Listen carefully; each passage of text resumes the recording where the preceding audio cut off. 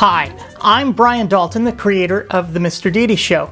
Technically, I'm an atheist and an anti-theist, but more accurately, I'm an apatheist. I don't care if God exists, even if he does. And I don't think you should care either, for a number of reasons which I will be detailing here in this new series of videos called The God Distraction. But I was not always a person of doubt. In 1991, I was married, had a one-year-old child, and was deeply religious. In fact, I was working on a book about God and religion at that time, encouraged by a mentor whose entire life revolved around defending Judeo-Christian values. Fortunately for me, that mentor had taught me the importance of always knowing the other side of every issue. And while writing this book, I experienced a moment of profound intellectual honesty. I was forced to admit to myself that I'd really never considered the arguments against God's existence. So I did what any decent thinking person would do. I got into my car and I drove to the public library, where I checked out a book called The Atheist Debater's Handbook by B.C. Johnson. About the last thing I wanted at that time in my life was to become an atheist. First, and I am not embarrassed to admit this, I never cared for the taste of baby. Second, I was entirely without shag carpeting. And third, I was neither a swinger, pornographer, nor a member of the Communist Party. That really was my image of an atheist, and nothing at that time in my life could have been less desirable. But I could not shake this book and the arguments to which I had been recently exposed. Since I began thinking about these questions in my teens, I truly believed that theists had the best arguments.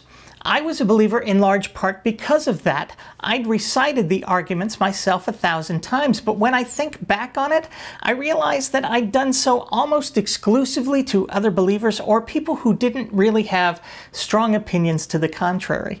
But this time someone was arguing back with some very compelling arguments to which I had no equally compelling rejoinder.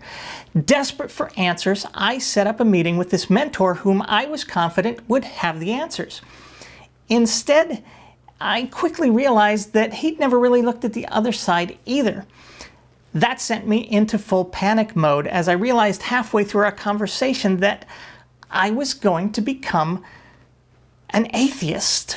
Of course, that thought existed in the deepest, darkest recesses of my brain, where most truths live. The rest of my brain said, fight, fight, fight. There had to be an answer. There had to be something I was overlooking. Otherwise, I was staring down the complete upending of my world, which at that time was dominated by a religion that had its fingers in every little corner of my life. My entire identity was tied to being a member of the faith community.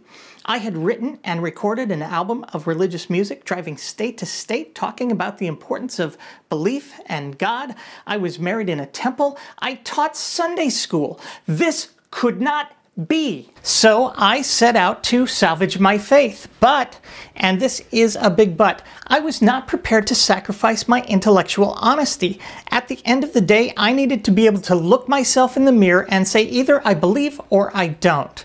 But whatever I found, I was going to be honest with myself, consequences be damned. No emotional appeals, no circular reasoning, no special pleading. For the next 2 years, I spent every free moment reading, listening, watching, reasoning in favor of God's existence. I talked to pastors, rabbis, priests. I read books, watched videos, listened to Christian radio, and I talked with those I knew and respected. I fasted, I contemplated, and I prayed like I'd never prayed before. And after spending the last 8 years doing pretty much that same thing, but to a lesser degree, I really truly feel like I left no stone unturned. What I was really looking for was something definitive that answered the question for me one way or another, once and for all. Either God exists or he doesn't. I knew that this was technically a violation of the entire idea of faith, but believers themselves were not content to simply say, hey, just have faith or just believe. They wrote books with titles like Evidence That Demands a Verdict and The Case for Christ. Books like this address a fundamental question. Even after assuming that faith is the way to go, in which God should we put our faith in the first place? Assuming that God exists, finding the true and living God in a sea of more than 500 world religions, including more than 1,000 variations of the Christian faith, well, that requires a little more than simply having faith in the God of your parents or the dominant culture. Even assuming a God, that quest required some serious investigation. What I found was that we humans have an absolute mathematical integer that perfectly expresses what we as humans can know about God, His existence, His character, and His will. 0. This is what we can actually know about God, His existence, His character, and His will. I'm not talking about faith or belief with regard to God. I'm not even sure any of us know what those words mean. I'm talking about reliable, repeatable, demonstrable knowledge. In 3,000 years of Judeo-Christian theology, no priest, pastor, or rabbi can tell us definitively even something as simple as whether God really did want homosexuals and non-virgin girls murdered back in the Bronze Age, or how such a thing could ever be morally justified. Again, I'm not talking opinion or conjecture, I'm talking about knowledge. That kind of knowledge that any human can discover and reliably use to achieve or accomplish something of actual value, like we did in 1969 when we used our knowledge of physics, propulsion, gravity, etc. to send a man to the moon and return him safely to Earth. Think about this. After 3,000 years, is there anything any theologian can definitively tell us about God that isn't mere opinion or something shepherds didn't supposedly know 3,000 years ago? In the last 400 years, we've witnessed an explosion of knowledge regarding the physical world. Physics, chemistry, biology, mathematics, medicine, virtually every field imaginable. And that knowledge has enriched the entire world in almost every conceivable way. Theology? Well, in more than 7 times that number of years, there has not been added one single little bit of verifiable information regarding the existence of God or a God. No one today, after thousands of years of epic struggle by the greatest minds ever to walk the planet, has any reliable, repeatable, demonstrable information about God, His existence, His character, or His will. And without the ability to actually know anything about this supposed being, there is absolutely no reason we should care about Him or what anyone has to say about Him. Ideas about God and what He may want are nothing but opinion and conjecture. And should there actually be a God, following this belief or that is as likely to lead you in the wrong direction as any other belief, for reasons I'll talk about in Chapter 1 of this series.